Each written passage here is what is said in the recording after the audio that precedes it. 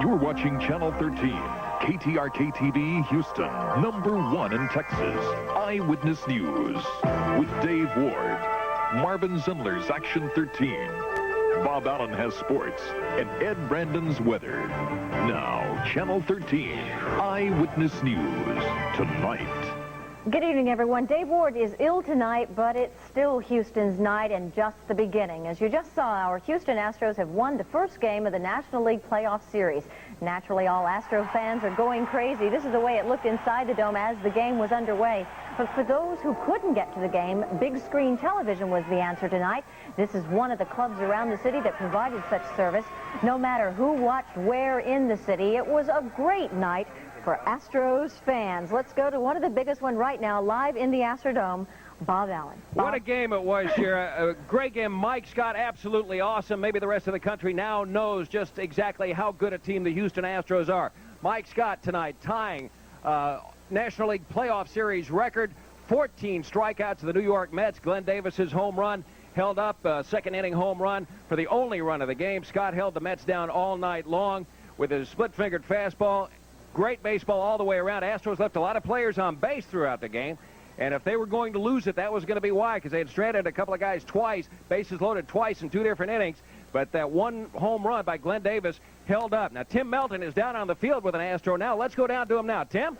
Okay, Bobby, as you mentioned, they left the bases loaded a couple of times, and poor Mike Scott was the guy who came up in those situations. You don't expect it from pitchers to get hits, but he did get the 14 strikeouts, and that tied a National League Championship Series record, and that's what you expect from a pitcher, and that's what they got from Mike Scott tonight. They also got that Davis home run, and you put the two together, and you have a perfect situation for the Astros. Just a few moments ago, I had the chance to talk to Glenn Davis and ask him about how important it is that you put your best against their best as far as pitchers are concerned and win it, and this is what he had to say.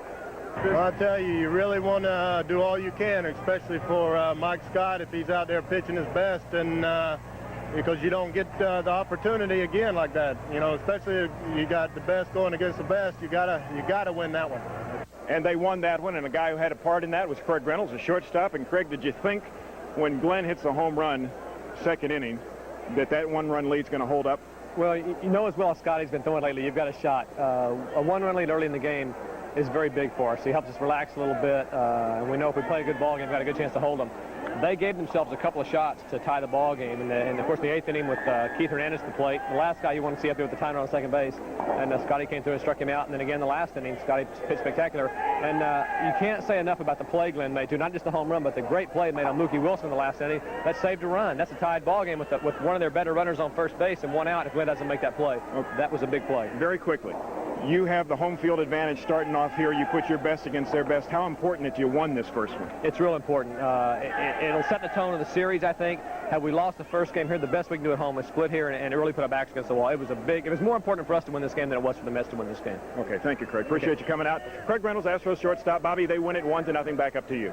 All right, Tim, thank you. And let's take a look at some of what happened early on. Mike Scott started out absolutely hot as a firecracker, striking out the first 4 Mets. Gary Carter asked the umpire to check the ball. Doug Harvey, he said, sure, check it. He threw it right back to him. 4 strikeouts in a row to begin with. And then here's the shot that was the only run of the ball game. Glenn Davis, 400 feet over the left center field fence. That's nearly about as far as you can hit it in this place, folks. I mean, just about dead center. Glenn Davis, a towering home run. And he was only the first player to get a home run in his first league championship series at bat. And believe it or not, that is the first Astro home run ever in the National League playoffs. Mike Scott, absolutely awesome tonight. He's the story of the ball game, fanning 14 New York Mets as the Astros win it 1-0. We're going to come back a little bit later on in sports with more highlights, more interviews for you. Now let's go back to Sheriff. Bob, we're just weak back here. I don't know what it was like for you. My knees are shaking. Can't wait for some more of that. Okay. Meantime, in other news, a Houston doctor and his family have defected to the Soviet Union. We'll have details on that and more when Eyewitness News Tonight continues. Houston doctor and his wife and children have defected to the Soviet Union. As we will see in this report from Ron Fulton, a lot of his neighbors and co-workers were surprised when they heard that news.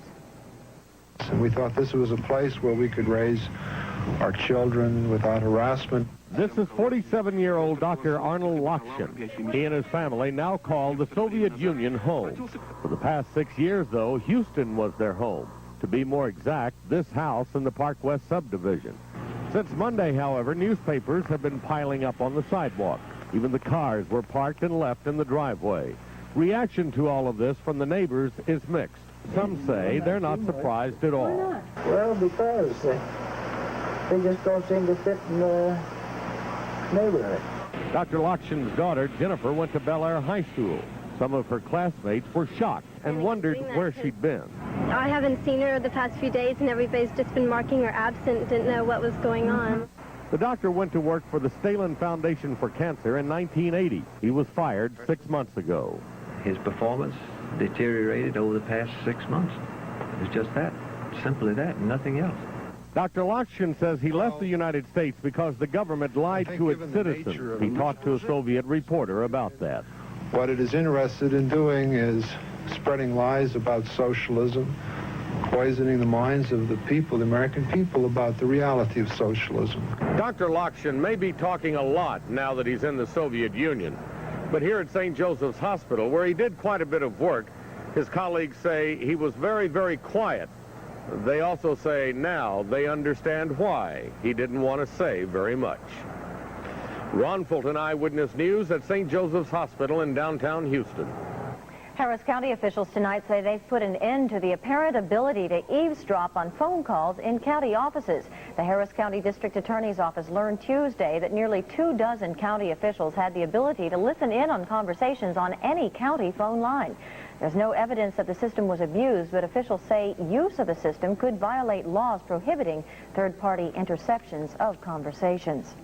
In Washington, State Department spokesman Bernard Kalb has resigned now. Kalb stepped down today, citing reports of a disinformation campaign aimed at convincing Muammar Gaddafi that the U.S. was going to attack Libya again. Kalb said that he was concerned about the impact of that disinformation program on the credibility of the U.S. Faith in the word of America is the pulse beat of our democracy. Anything that hurts America's credibility hurts America. Kalb joined the State Department in 1984. He's also had a distinguished and lengthy career as a reporter for the New York Times and as a television network correspondent. Nicaragua's government says tonight that U.S. officials will be allowed to question the American who survived when Nicaraguan troops shot down a cargo plane several days ago. Nicaraguan officials allowed Eugene Hassenfuss of Wisconsin to talk to reporters for a few seconds yesterday. Foreign Ministry also says that it will return the bodies of the other 2 Americans killed in that cargo plane crash. The Sandinista government says Hassenfuss and the other 2 men were working with the Reagan administration to take supplies to Nicaraguan rebels. But President Reagan denied today that the plane had any connection with the U.S. government. The Senate Foreign Relations Committee says that it will conduct an inquiry into the origin of that plane. The Houston Ship Channel remains closed to traffic tonight as a barge fire there continues to burn. The fire at the Intercontinental Terminal Company dock has continued to flare up since it erupted 4 o'clock yesterday morning. That unexplained explosion sent 7 workers to a nearby hospital. 1 Korean man is still missing tonight. The fire, fueled by a gasoline additive, has stopped traffic into the channel, forcing many shippers to deliver their goods by other routes. U.S. Coast Guard officials say that they will not reopen the port until the fire burns itself out. Well, quality is as quality does, says Action 13's Marvin Zindler. He covered the story of a dissatisfied customer, and a roofer in question covered it too. The roofer in this case did twice the amount of work he had to in order to satisfy a customer. Let me refresh your memory on this story I did last month. The story of 84-year-old James Manning's new roof was the story of a home improvement job that needed improvement. Look at those shingles. They're buckled, warped, and remember, Manning paid $2,300 for that roof. He contracted with Quality Craft, the home improvement company, in May to put a new roof over the old roof, which Manning says wasn't bumpy at all. He complained to the contractor, Jack Parker, about the job, but Manning said all he got were promises that matters would be taken care of. I've been with him for over a month. He didn't do nothing. It's all a promise. Now the contract guarantees material and workmanship, so I called Jack Parker, the contractor and owner of the company, and Parker assured me he'd do all he could to get the ripples out of the roof. I told Parker all he needed to do was replace a few shingles. Well, Parker did more than that. He started the job from scratch, and as you can see, the roof now looks like a roof should look. Why didn't Parker just fix the bad spots?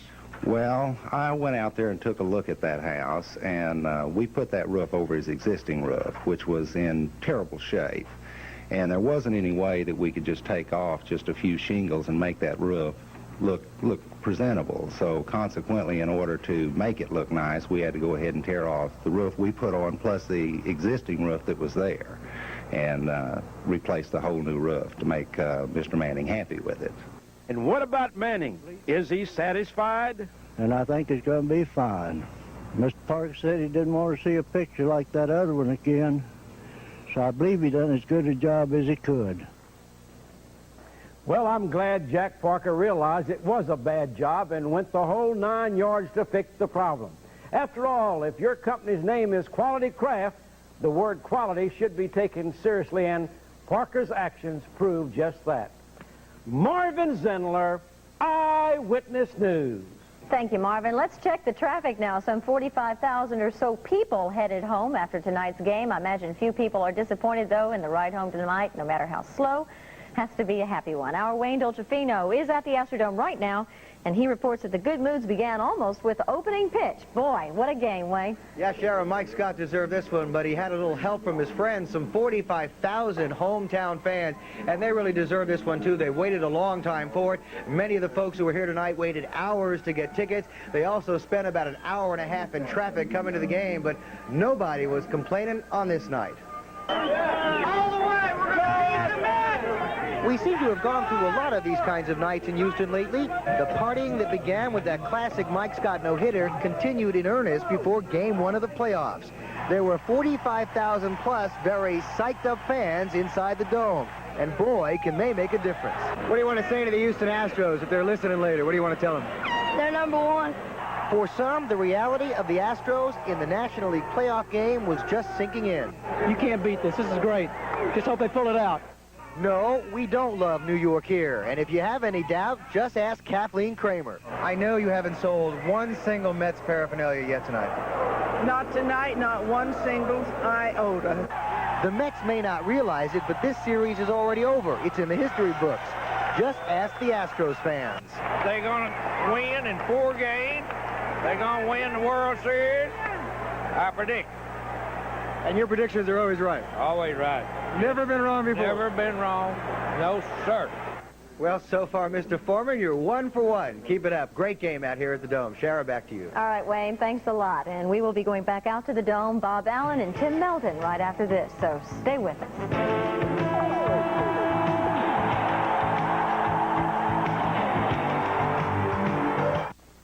Back out to the Dome now, where Bob Allen and Tim Melton had a very busy but a great night. Oh, it was fun out here tonight, and I wish a lot of other people could have been out here, but you saw it here on Channel 13. Astros win it 1-0, take a 1-game-to-none lead over the New York Mets in the first game of the National League Championship Series out here. Let's see what happened in the game. Let's recap it a little bit for you. Mike Scott, the story of the game, 14 strikeouts on the night, tying a National League record. Keith Hernandez goes down. Gary Carter, one of his 3 strikeouts on the night. And then Glenn Davis, the only home run of the game, the only run of the game. Glenn Davis, 400 feet into left center field. Going, back, gone. Home run, 1-0 Davis. Now Billy Doran, great defensive play off Santana, but watch Hernandez come right back in the bottom of the inning and get Doran right back. Great play from Hernandez. Now in the second, Astros had the bases loaded. Billy Hatcher grounds out. Then in the fourth, Astros had the bases loaded. Mike Scott hits into a double play. Astros left a total of 8 runners left on base tonight. In the 6th inning, Wally Backman.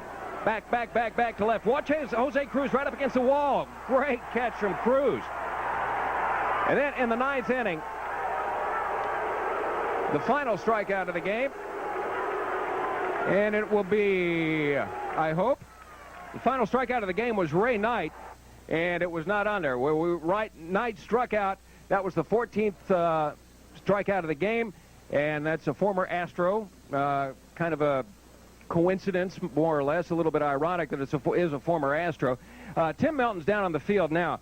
Tim, it looked like, getting your opinion, like around the 7th or 8th inning, Mike got behind on a few batters and started to struggle a little bit. What did it look like to you?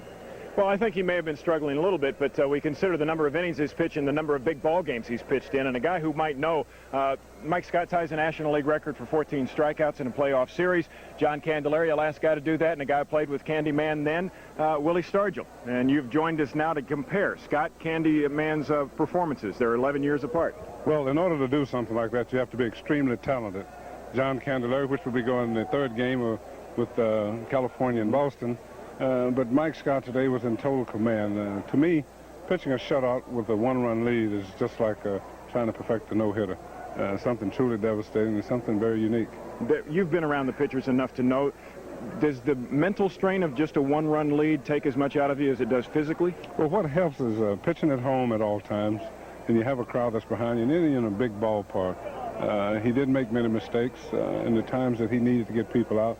He had tremendous movement on all of his pitches, and he had the guys just totally bewildered. They couldn't look for any one particular pitch because he was getting his good fastball over with movement and location, and he had the split-finger fastball. And like he said, he doesn't know when he releases it whether it's going in or out. So if he doesn't know, it's very difficult for that pitcher, that hitter up there. Okay, thank you, Willie, for joining us. And Willie is working for Good Morning America. Very quickly, if we get Denny Walling in here, if you'll stick with us for just a second. Denny, congratulations on the victory. And very quickly, your thoughts on what this means to the ball club. This victory, especially the way you got it, because everybody's talked about pitching, and the two best were going against each other tonight, and you guys came out on top. Well, it's always good to get off on the right foot. There's no doubt about that. Mike Scott, we got him 1 run, or Glenn Davis did, early in the game, and we relaxed and made some good defensive plays behind him. They hit about 4 or 5 balls hard, I guess, all night, and there were still some good defensive plays on 2 of those. So Mike's been as consistent as any pitcher that I've ever seen over the course of the whole season, and that includes the playoffs and it includes spring training. He's just done a great job all year for us. Okay, Denny, thank you for coming out, and congratulations again. Thank you. Denny Walling, another good ball game tonight by all of the Astros. Obviously, you have to have the defense, Bobby, behind them. You showed the play by Jose Cruz. Glenn Davis made a great play in the 9th inning, so they have won it. And the big thing, they have the home field advantage, and they take advantage of it. Very critical. Back up to you. All right, Tim, thank you very much. And another thing, the Mets are jumping in from the frying pan right into the fire, because tomorrow night they face Nolan Ryan. So it's not going to get a whole lot better for the New York Mets tomorrow night. So the Astros could very easily come out of here 2-0. Now, let's go quickly to Bruce Geeson's wrap-up on the American League game today, where Boston today evened things up in the American League Championship Series. Bruce? It hardly looked like championship baseball. There were base-running blunders, bad hop singles, and believe it or not, a ground ball that was lost in the sun. Kirk McCaskill letting this one hit him in the chest. Top of the 5th, Wally Joyner hits the first homer ever for a rookie in a league championship series to tie it at 2. In the bottom of the 5th, Dwight Evans popped one to short left field. Dick Schofield and Bobby Grich went after it, but neither one of them caught it. Bill Buckner scored, and it was 3-2. The defense got worse. In the 7th, California committed 3 errors. The last one, Schofield's relay throw that hit the runner sliding in. Joyner couldn't pick it up at first, and then he made a bad throw. 2 scored on the play. The Red Sox led 6-2. They added 3 more in the 8th, 2 on Jim Rice's homer to right center. Bruce Hurst went all the way for the Bo Sox to get the win, 9-2 the final. The series is tied at 1 apiece and will resume Friday in Anaheim. Bruce Geeson, Eyewitness Sports. All right, thank you, Bruce. Thank you, Tim. And that's the wrap-up. That's the story here from the Dome. Astros win it 1-0 tomorrow night. Another game, you'll see it here on Channel 13. Back to you, Cheryl. Thanks a lot, Bob. Very much. You know, Ed, now if you're superstitious, that means you have to do everything tomorrow exactly the way you did it today. That's right. Including the weather. It means you got to remember what you did today. We'll talk about the weather, which should be a lot like today's, next.